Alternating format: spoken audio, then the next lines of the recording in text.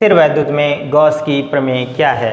तो देखेंगे गॉस की प्रमेय क्या है, और ये बहुत ही इम्पॉर्टेंट टॉपिक है इस चैप्टर में, और यह भी प्रश्न कई बार परीक्षा में पूछा गया है। तो आप इसे ध्यान से देखिएगा।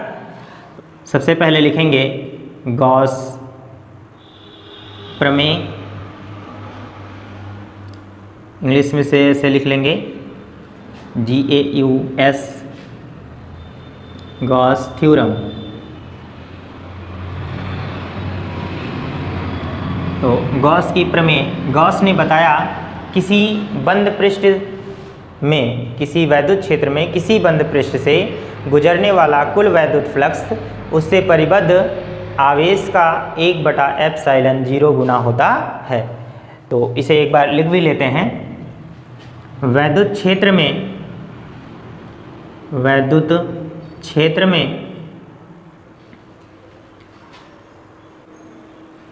किसी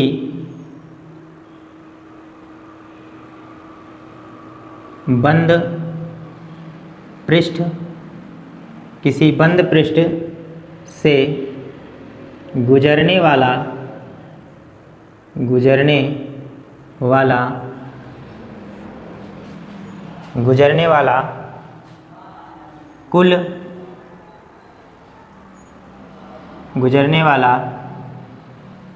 अभिलंबवत फ्लक्स लिखेंगे, गुजरने वाला अभिलंबवत फ्लक्स,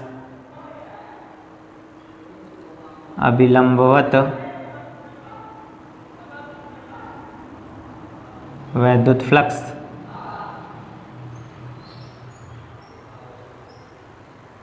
फ्लक्स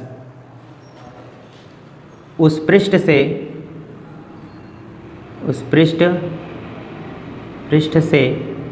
परिबद्ध कुल आवेश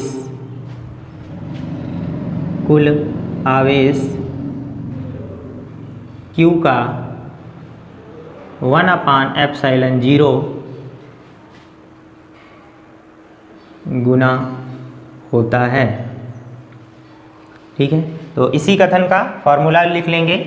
वैद्युत फ्लक्स φE = हो जाएगा Q, गुना है तो गुणा कर लेंगे 1/4ε0, और इसे हम ऐसे भी लिख सकते हैं Q/ε0। शॉर्ट फॉर्म में आप चाहे तो डायरेक्टली φE = Q/ε0 लिख सकते हैं, कोई प्रॉब्लम नहीं है।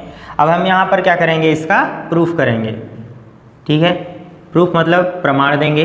तो किस तरह से ये φE = Q/ε0 आएगा। तो सबसे पहले यहाँ पर एक बंद पृष्ठ बना लेते हैं। बंद पृष्ठ आप किसी भी तरीके का बना सकते हैं, जरूरी नहीं कि आप वृत्त ही बनाएं, आप ऐसे टेढ़ा मेढ़ा भी बना सकते हैं। किसी भी तरह से बनाइए, बस वो क्या होना चाहिए, बंद पृष्ठ होना चाहिए। ये आपको ध्यान रखना है। जरूरी नहीं कि आप ऐसा गोल सा ही बना दीजिए, कोई ज़रूरी नहीं है। तो कोई भी पृष्ठ हो, गॉस का प्रमेय केवल बंद पृष्ठ के लिए है। ठीक है, तो यहाँ पर मान लेते हैं इस बंद पृष्ठ के किसी एक बिंदु, मान लीजिए यहाँ एक बिंदु है O, इस पर एक +Q चार्ज रखा हुआ है।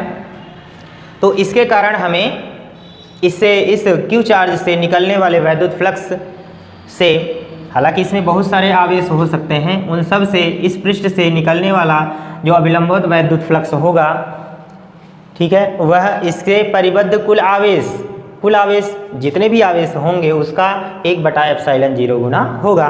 तो मान लेते हैं कि हमारे पास यहाँ पर एक ही आवेश +Q चार्ज है O बिंदु पर।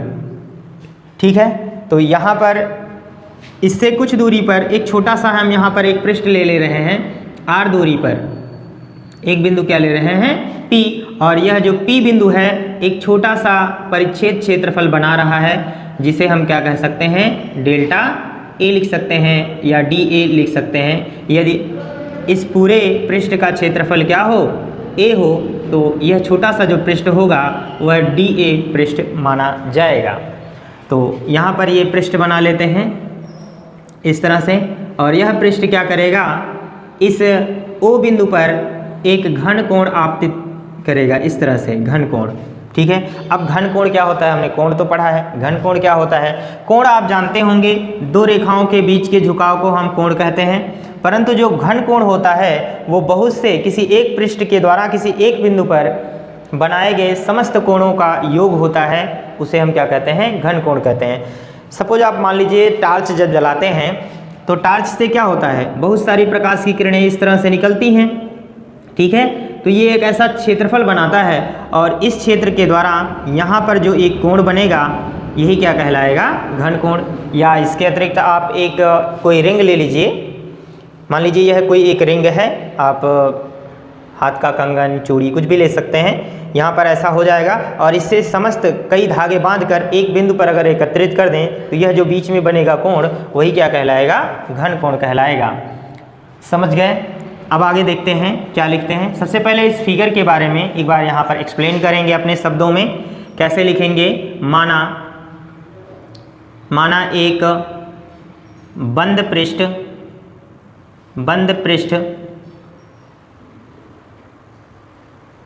बंद पृष्ठ है जिसका क्षेत्रफल a है तथा इसके भीतर एक प्लस Q आवेश O बिंदु पर रखा है।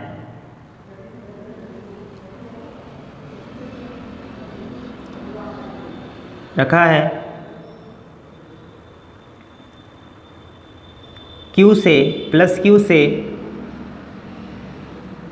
माना, यहाँ पर लिखेंगे माना प्लस Q से R दूरी पर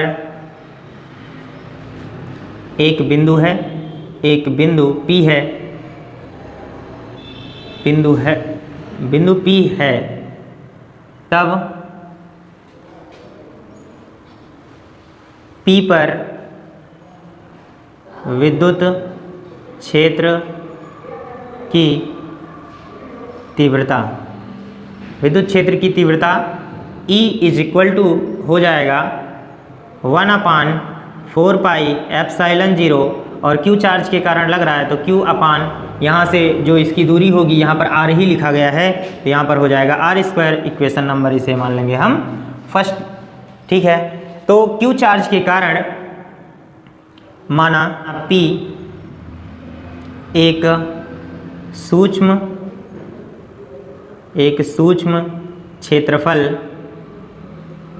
क्षेत्रफल dA द्वारा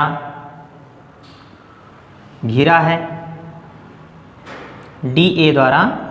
है, तब dA से गुजरने वाला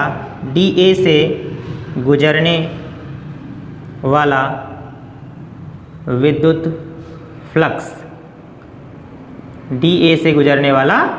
फ्लक्स, हम जानते हैं किसी पृष्ठ से गुजरने वाला जो अभिलंबित वैद्युत फ्लक्स होता है वह उसके क्षेत्र की तीव्रता तथा उस क्षेत्रफल के गुणनफल के बराबर होता है।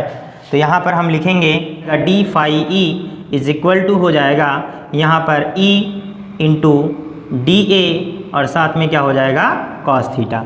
यहाँ पर E क्या है, विद्युत क्षेत्र है, यानी प्लस Q चार्ज के कारण P पर जो विद्युत क्षेत्र होगा वो इसके लंबवत होगा यहाँ पर, और साथ में इसका जो क्षेत्रफल होगा ये यहाँ पर इसका क्षेत्रफल लंबवत होगा इसके। तो इससे जो ये वैद्युत क्षेत्र की तीव्रता E है जो कोण बनाएगा, सपोज मान लेते हैं यहाँ पे क्या है, थीटा है, तो यहाँ पर ये थीटा लिख लेंगे, ठीक है, जो कोण बनाएगा। और यहाँ पर ये जो यहाँ पर हम ये भी लिख लेते हैं, इधर ना लिखकर यहाँ पर लिख लें dA, यह पृष्ठ का क्षेत्रफल है जो कि इसके अभिलंबवत होगा। अच्छा, पृष्ठीय क्षेत्रफल जो होता है उसकी दिशा क्या होगी ये जानना है। तो दिशा देखिए हमेशा पृष्ठ से बाहर की ओर लंबवत माना जाता है। जैसे ये हमारा बोर्ड है तो इसका जो पृष्ठ की क्षेत्रफल की दिशा होगी वो क्या होगी, इस पृष्ठ से ऐसे बाहर की ओर होगी, ठीक है। ठीक इसी तरह से ये जो पृष्ठीय क्षेत्रफल DA है, इसके जो लंबवत दिशा है वो क्या होगा, इससे बाहर की ओर होगा। तो यहाँ पर हम क्या लिख लेंगे, इस तरह से इसकी दिशा भी प्रदर्शित कर लेंगे और इसका क्षेत्रफल जो है वो क्या है, DA ऑलरेडी है पहले से। तो यहाँ पर ये हो जाएगा d phi e is equal to E into DA और ये हो जाएगा साथ में cos थीटा, ये जितना कोण बना रहा है। ठीक है, अगर कोई कोण नहीं बनाता है तो cos का मान 0 रख देते हैं, cos थीटा की वैल्यू क्या रख देते हैं, 0। तो इसलिए सिर्फ हमको इतना ही लिखना पड़ेगा। बट मान लेते हैं यहाँ पर कोण बना रहा है, तो अब जितना भी कोण होगा तो हम बाद में एडजस्ट करेंगे। तो अब यहाँ पर लिखेंगे E का मान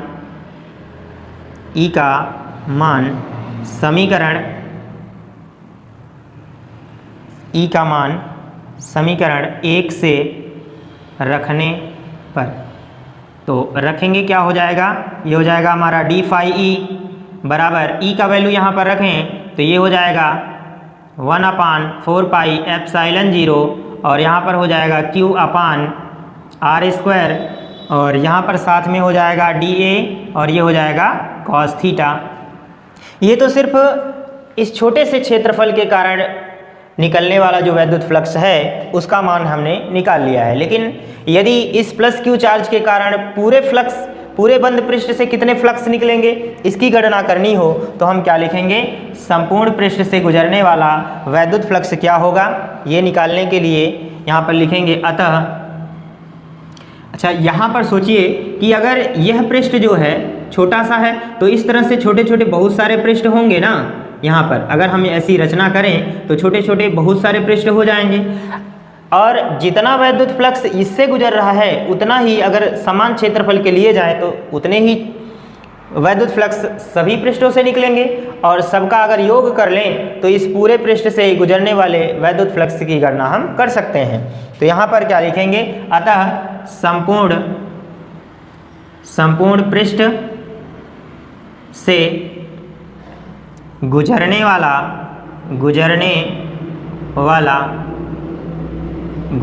वाले विद्युत फ्लक्स क्या हो जाएगा, तब यहाँ पर क्या लिखेंगे, केवल phi e लिखेंगे।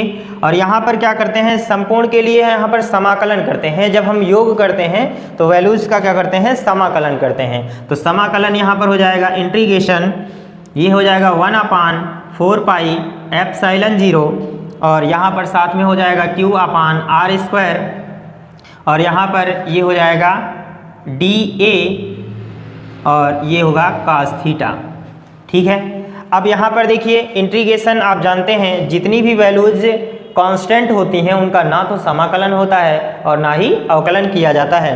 आप जानिए पूरी फिजिक्स पढ़ने के लिए आपको 100% ये आपको कमांड रखना होगा कि आपको समाकलन और अवकलन आना चाहिए। यदि आपको समाकलन अवकलन नहीं आता है तो फिजिक्स में आपको बहुत प्रॉब्लम होगी। तो समाकलन अवकलन के कुछ सामान्य से फॉर्मूले हैं, उन्हें आपको याद रखना होगा।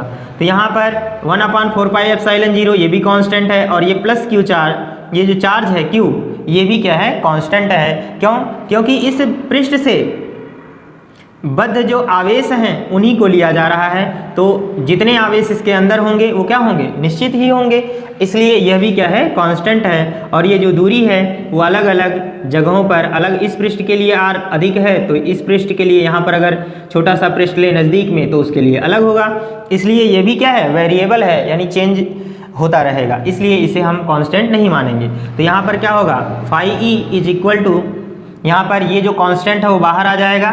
यहाँ पर हम क्या लिखेंगे, ये 1/4 पाई एप्सिलॉन 0 और Q भी बाहर आ जाएगा और यहाँ पर हो जाएगा इंटीग्रेशन, क्या बचेगा, DA और cos थीटा और अपान में यहाँ पर हम क्या लिख सकते हैं, R स्क्वायर। ठीक है, इतना हो सकता है। अब एक फार्मूला आपको याद रखना होगा कि घन कोण, अगर छोटे से घन कोण के लिए यहाँ पर d ओमेगा बराबर होता है इंटीग्रेशन नहीं, d ओमेगा बराबर होता है DA cos थीटा और अपान क्या होता है, R स्क्वायर। तो जहाँ पर DA cos थीटा है, DA cos theta upon R square है, उसकी जगह पर हम क्या लिख सकते हैं, d ओमेगा लिख सकते हैं। ठीक है, तो यहाँ पर लिखेंगे क्या हो जाएगा, यहाँ पर लिखेंगे phi e is equal to क्या हो जाएगा 1/4 पाई एप्सिलॉन 0, ये उसके बाद क्या हो जाएगा Q, और यहाँ हो जाएगा इंटीग्रेशन, इस पूरे वैल्यू की जगह पे हम क्या लिख लेंगे, ये हो जाएगा d ओमेगा। ठीक है, ये क्या है, घन कोण है छोटे से पृष्ठ के लिए, और पूरे पृष्ठ के लिए अगर हम निकालें तो यहाँ पर एक फार्मूला है, चूँकि इंटीग्रेशन d ओमेगा बराबर क्या होगा, देखिए छोटे से पृष्ठ के लिए जो यहाँ पर है घन कोण ये d ओमेगा है, तो पूरे पृष्ठ के लिए अगर यह वृत्ताकार है तो यहाँ पर क्या हो जाएगा, ये 4 पाई के बराबर होता है। ठीक है, यदि आपको ये सारी चीज़ें नहीं पता हैं तो कमेंट में आप घन कोण के बारे में हमसे पूछिए, इसके लिए हम एक सेपरेट वीडियो बना देंगे जिससे आप घन कोण के बारे में अच्छे से समझ जाएं। बस इस डेरिवेशन के लिए अभी आप इतना ही समझ लीजिए कि integration d omega is equal to 4 pi हो जाएगा। तो यहाँ पर अगर हम 4 पाई लिख दें तो यहाँ पर आ जाएगा phi E is equal to 1/4 pi epsilon 0, और यहाँ पर है हमारा Q का गुणा 1 में कर दें तो ये हम यहाँ पर लिख सकते हैं Q, और यहाँ पर देखिए इंटीग्रेशन d ओमेगा का मान क्या है 4 पाई है, तो यहाँ पर हम लिख लेंगे 4 पाई से 4 पाई मर जाएगा, तो यहाँ पर क्या बचा phi E is equal to ये हो जाएगा Q/एप्सिलॉन 0। यही क्या है, गॉस का प्रमेय है, और हमारा ये चीज़ क्या है, प्रूव्ड हो चुका है। ठीक है, तो इस तरह से गॉस की प्रमेय को हम प्रूव कर सकते हैं। देखिए यहाँ पर हमने प्रश्न लिया है स्थिर वैद्युत में गॉस की प्रमेय क्या है, तो गॉस की प्रमेय को आप इस तरह से लिखेंगे।